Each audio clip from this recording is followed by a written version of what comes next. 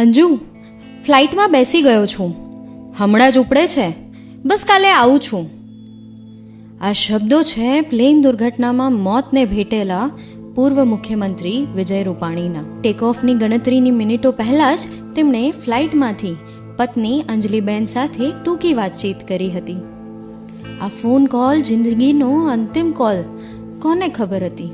દીકરીના ઘરે ધાર્મિક પ્રસંગ અને ફરવા જવાનો પ્લાન હોવાથી અંજલિબેન 19 મેના રોજ લંડન જતા રહ્યા હતા.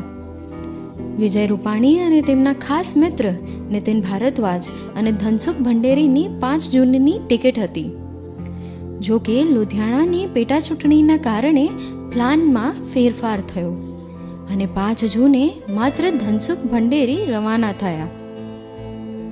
એ પછી વિજય રૂપાણી અને નીતિન ભારદ્વાજે 10 જૂનની ટિકિટ કરાવી, પણ જઈ શકે એમ નહોતા, એટલે ભારદ્વાજને પરાણે મોકલી દીધા અને પોતાની ટિકિટ 12 જૂનની કરાવી. બે વખત ટિકિટ કેન્સલ થઈ, પરંતુ ઈશ્વરને કદાચ આ મંજૂર જ હતું. અંજલિબેન વહેલી સવારે અમદાવાદ પહોંચતા ભાવુક દ્રશ્યો સર્જાયા. એકવાર વિજયનું મોઢું તો બતાવો, આ કહેતા સૌ કોઈની આંખો ભીની થઈ ગઈ. એટલું જ નહીં, કમાન્ડોને કહ્યું, તમે તો કાયમી સાહેબનું ધ્યાન રાખતા હતા, કાલે કેમ ના રાખ્યું?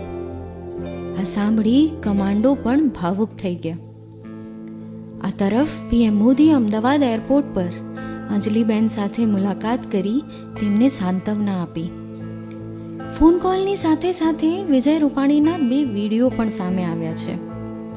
એક વિડીયોમાં તેમને એરપોર્ટમાં દાખલ થતા અને ચાલતા ચાલતા ફોન કોલમાં વાત કરતા જોઈ શકાયા છે.